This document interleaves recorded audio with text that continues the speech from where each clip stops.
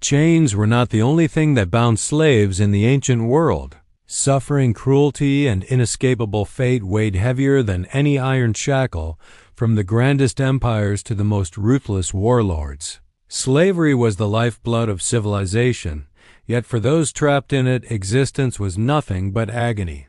These weren't just servants or laborers. They were pawns in a brutal system where survival was a luxury few could afford. But among the countless horrors of forced servitude, some fates stood out as truly inhumane tasks so terrifying, so merciless that death was often the only escape gladiator slaves forced to fight for Roman amusement. In the brutal world of the Roman Empire, few fates were as horrifying as that of a gladiator slave known as damnati ad gladium, or condemned to the sword. These unfortunate men, often prisoners of war criminals or rebellious slaves, were thrown into the blood-soaked sands of the Colosseum, forced to fight for the amusement of the Roman elite. Unlike the trained gladiators who had a chance at wealth and glory, these fighters were little more than human sacrifices in a game of survival pitted against professional killers with no real hope of victory. The Munera or gladiatorial games were originally held as funerary rites, but by the time of emperors like Commodus, they had devolved into elaborate spectacles of execution. Commodus himself would take part, but unlike the real slaves, he fought with dulled weapons and rigged victories. Some slaves were not even granted the dignity of a proper fight. Many were stripped of weapons and sent into the arena to be mauled by lions, bears, and leopards and cruel Venetians.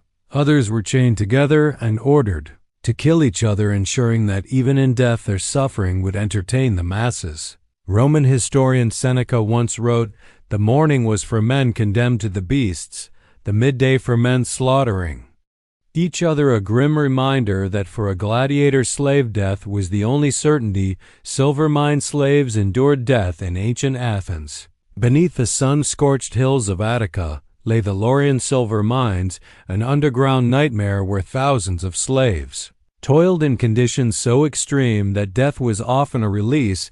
These mines were the lifeblood of Athenian democracy, funding everything from its navy to its grand temples.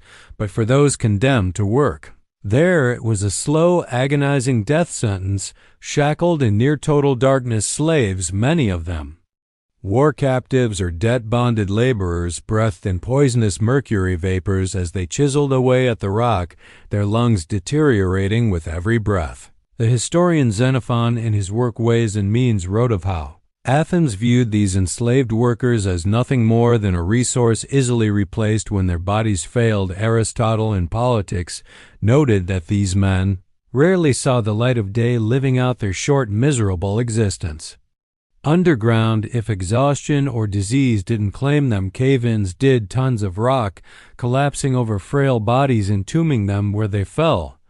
The Peloponnesian War made things even worse as Spartan forces ravaged Attica. The mines became targets, and countless slaves were either slaughtered on sight or fled into the wilderness, only to face starvation or capture.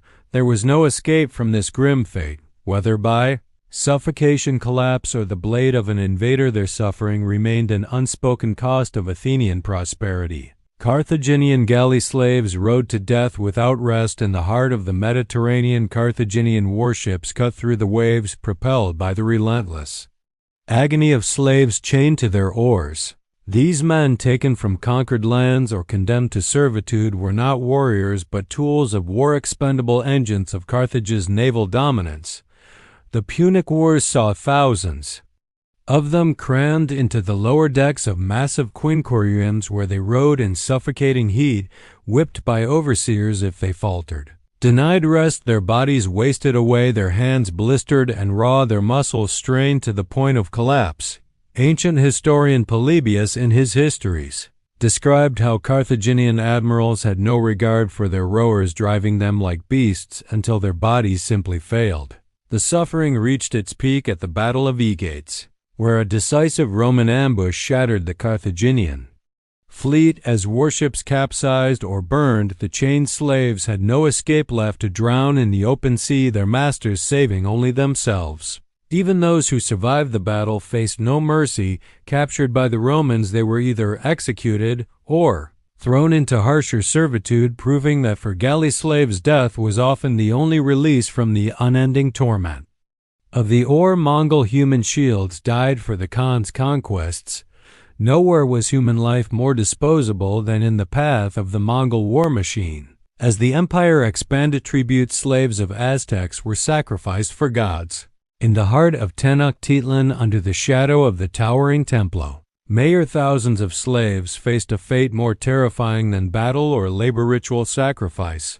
These were not criminals or ordinary prisoners, but tribute slaves forcibly taken from conquered lands and delivered to the Aztec capital as living offerings. The Codex Mendoza, a 16th century record of the empire's tribute system, details how subjugated cities were required to send captives, men, women, and even children, who would be reserved solely for religious slaughter.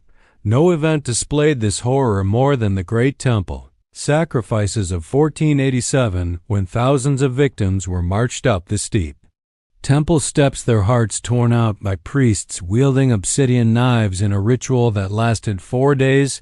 Spanish chronicler Bernal Diaz del Castillo, in The Conquest of New Spain, described witnessing these rituals, recalling the chilling sight of enslaved men waiting in terror. As the blood of those before them drenched the temple stones, the Aztecs believed these sacrifices were necessary to sustain the gods, ensuring the sun's rise and the rain's return. But for the tribute slaves, it was an inescapable fate. Whether they came from distant battlefields or tribute caravans, their lives were claimed long before the blade ever touched their chests. Human trafficking and slave markets in the Viking Age. The Vikings were not only known for their terrifying raids and conquests, they were also infamous for their role in the transcontinental slave trade. During their raids across Europe and the British Isles, they captured men, women, and children and sold them into slavery. These individuals were often sold in bustling slave markets in Eastern Europe, the Middle East, and Constantinople.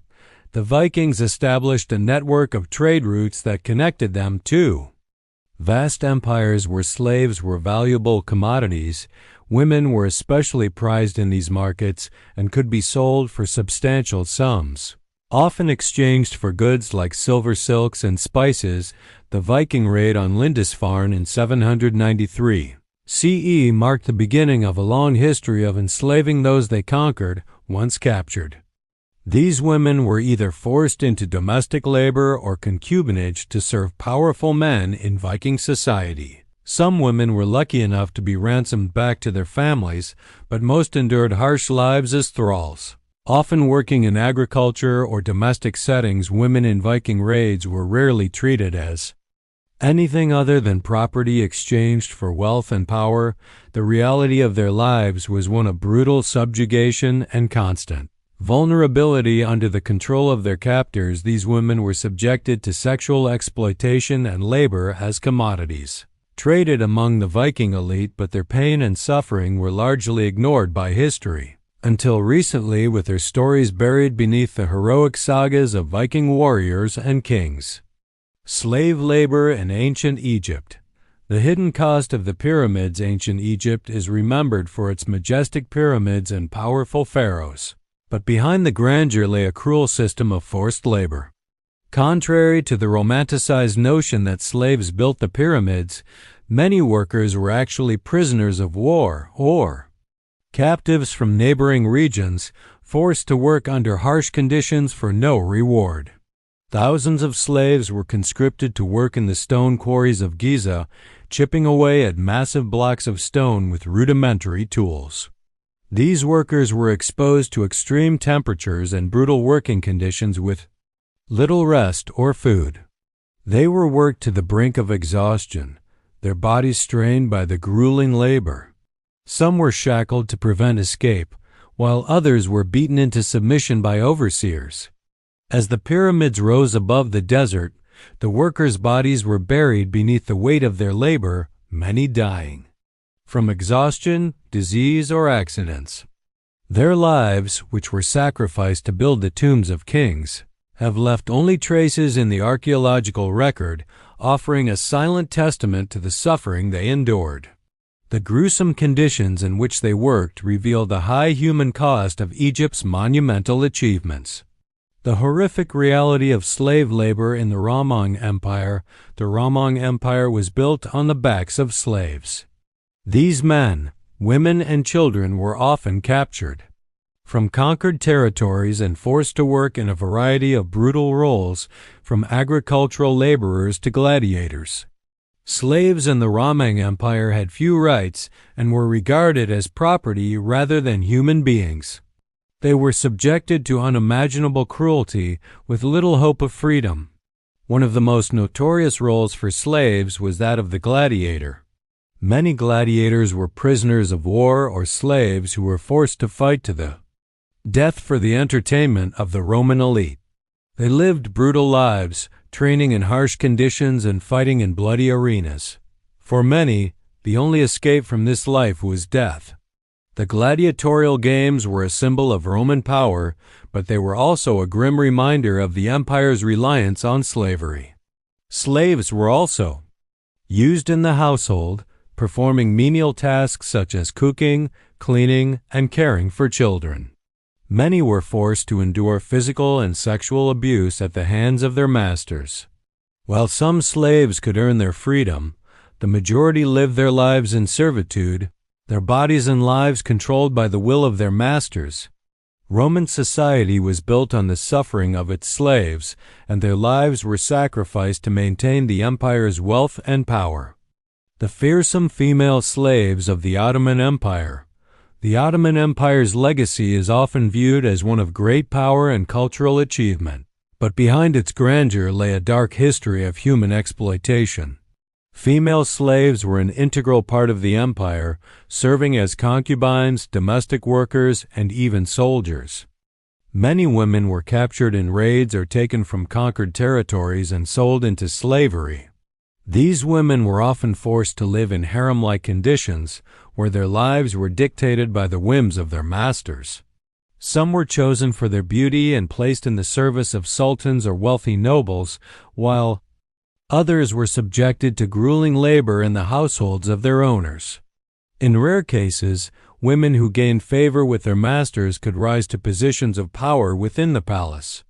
However, the vast majority of female slaves were used as tools for pleasure or labor, their bodies commodified and exploited for the benefit of the elite. The suffering endured by these women was immense, and they had little recourse to escape their fate. While the Ottoman Empire was known for its wealth and cultural achievements, the plight of its female slaves was a dark and hidden side of its history. Under Genghis Khan and his successors, the conquered were not merely enslaved. They were weaponized. In the siege of Baghdad. Mongols forced thousands of captives, including civilians and slaves, to march ahead of their armies, absorbing enemy arrows before their own warriors struck. Those who refused were executed on the spot. This tactic was repeated in the Battle of Xiangyang, where Kublai Khan laid siege to the heavily fortified Song City. Chinese prisoners were strapped to siege engines, their bodies used as living armor, while Mongol engineers advanced under cover of their suffering. The Persian historian Atamalik Juvani, in the History of the World Conqueror, wrote that Mongols deliberately sent prisoners into hopeless charges, forcing them to weaken enemy lines before the real assault began. These men had no weapons, no means of escape, just the certainty that they would either fall to enemy fire or be trampled beneath Mongol cavalry, and when the battles were won, the survivors faced an even grimmer fate, slaughtered en masse to prevent rebellion or sent to the next war front where their suffering would begin again.